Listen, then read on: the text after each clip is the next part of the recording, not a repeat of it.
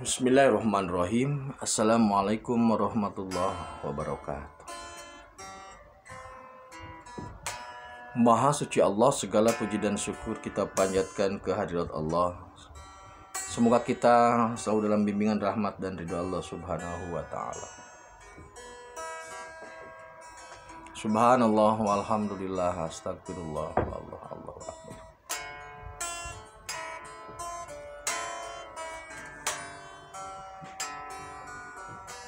Kembali bersama saya dari tim Raja Wali Nusantara. Kali ini kita akan membahas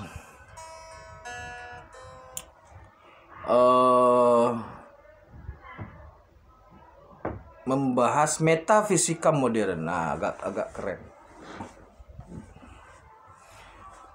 Metafisika modern.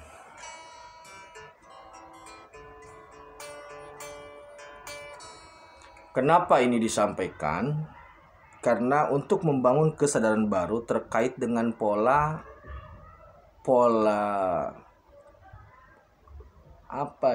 interaksi.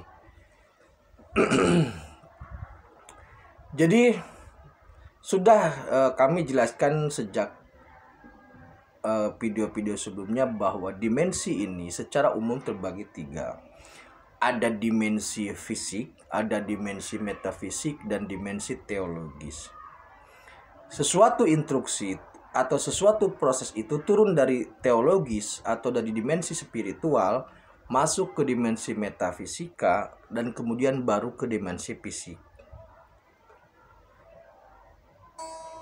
Sederhananya begini, teknologi yang ada saat ini di dimensi fisik itu merupakan pancaran atau tajalli atau perwujudan dari teknologi yang sudah terjadi sebelumnya di dimensi spirit gitu.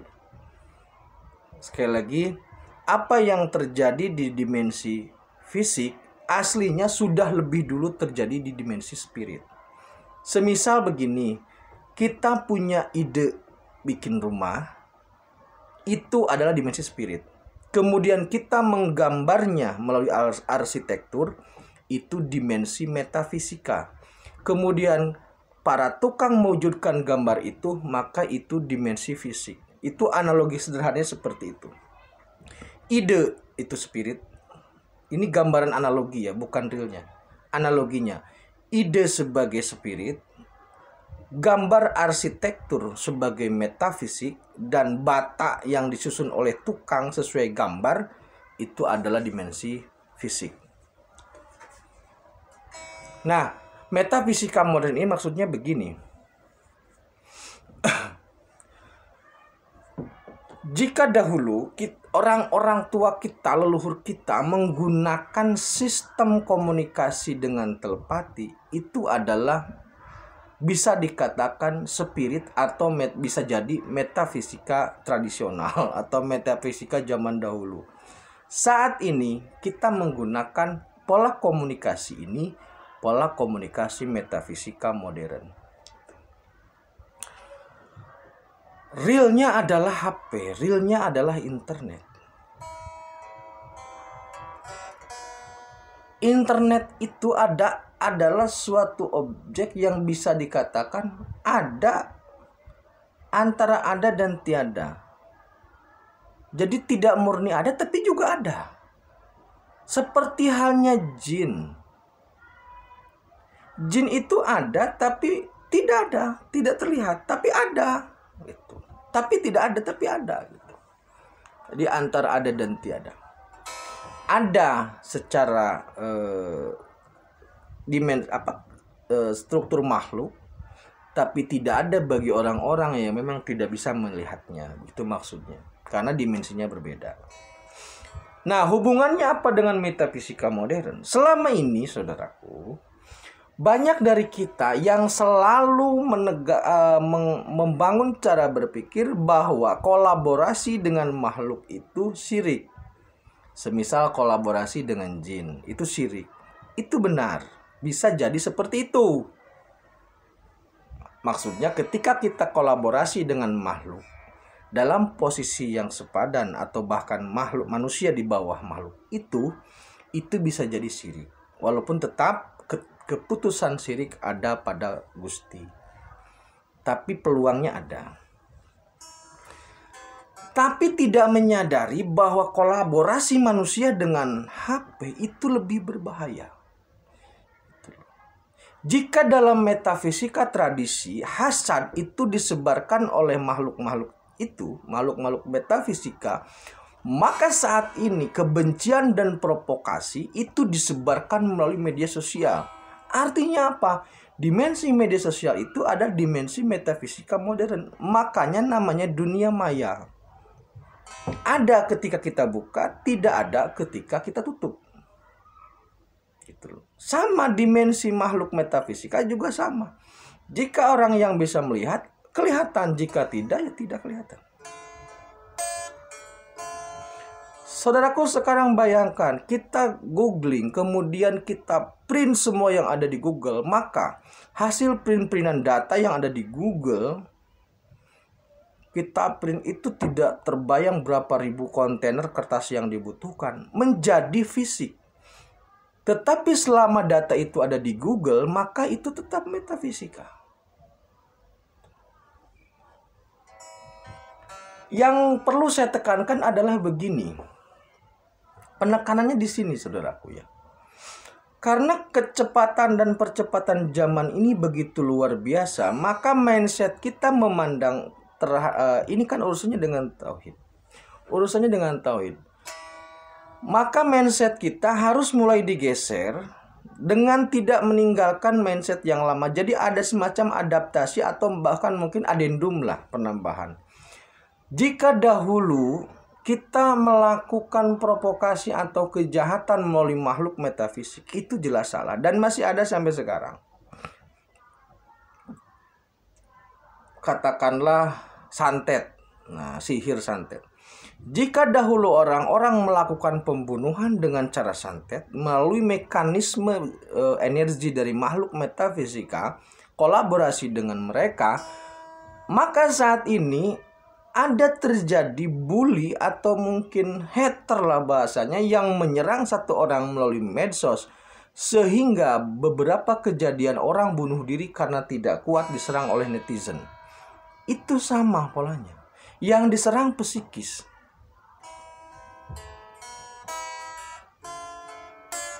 Sihir itu masuknya melalui psikis. Aksesnya melalui nafsu, dan nafsu itu pada rasa atau pada psikis, bukan kepada hati. Dia bisa masuk seandainya akses di rasa, akses di nafsunya terbuka. Nah, ini pun sama. Cara melakukan kejahatan atau cara makhluk dahulu, atau gampang gini ya, peran makhluk metafisika yang dulu memang dominan secara langsung, maka saat ini peran itu sudah ditambah atau didouble atau beberapa digantikan oleh peran teknologi. Jadi teknologi saat ini sudah bisa menembus, sudah menjadi bagian dari teknologi metafisika.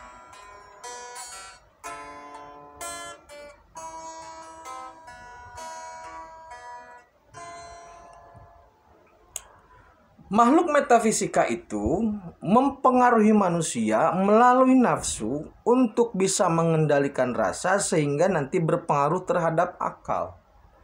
Jadi kunci metafisika itu strukturnya malaikat sebagai partner ada di kepala atau di otak, kemudian nafsu itu ada di perut, limfa perut dan kemaluan, kemudian rasa ada di fuad sebagai terminal. Nah, bolak-baliknya nafsu yang frekuensi gelombangnya adalah metafisika, kemudian akal malaikat. Nah, ini polanya terus untuk mempengaruhi psikis. Itu loh, intinya psikis. Jika dahulu masuk melalui unsur nafsu, maka saat ini melalui media sosial itu masuk melalui unsur kepala atau melalui unsur ilmu pengetahuan atau melalui unsur akal lah bahasanya. penyebaran informasi, penyebaran hoak atau penyebaran hal-hal yang tidak mengenakan, penyebaran hal-hal yang provokatif itu sangat berpengaruh terhadap perilaku kehidupan pribadi, terhadap perilaku komunitas atau kelompok dan lain sebagainya.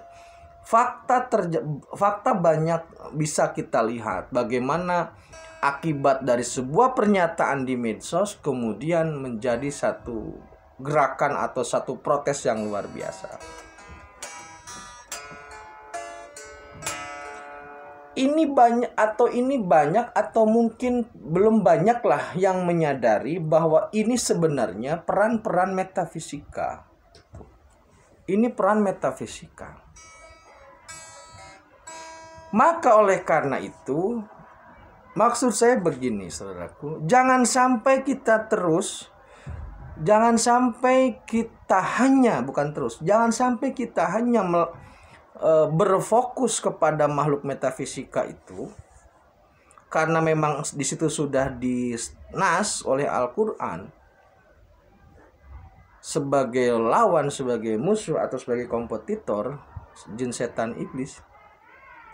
Tetapi kita lalai terhadap produk metafisika yang baru, sehingga kita lengah gitu loh. Kita merasa berhasil melawan hawa nafsu melalui hal-hal yang sifatnya tradisional. Tetapi kita jebol ketika kita berhadapan dengan medsos gitu loh. Maksudnya seperti itu. Nanti ada juga kesononya bisa unsur bipolar ya. Ada karakteristik kepribadian ganda. Itu maksudnya saudaraku ya. Jadi metafisika modern yang saya maksud adalah pengaruh yang tercipta akibat dunia atau dimensi maya ini. Dimensi metafisika modern ini bisa atau sangat bisa untuk mempengaruhi pola hidup kita. Dan ini lebih nyata ketimbang lebih bisa dihukumi. Bahkan ini terikat hukum positif. Ada jejak digitalnya, ini lebih berbahaya pengaruhnya daripada makhluk meta itu. Maksudnya lebih nyata itu, lebih dekat, lebih real gitu.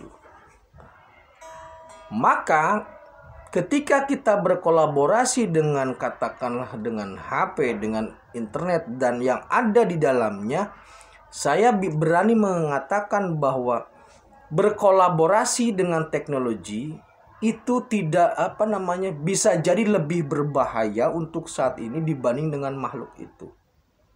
Betul. Makhluk itu posisinya jelas, makhluk meta itu posisinya jelas, sudah dinas di Al-Quran, tidak perlu kita perdebatkan.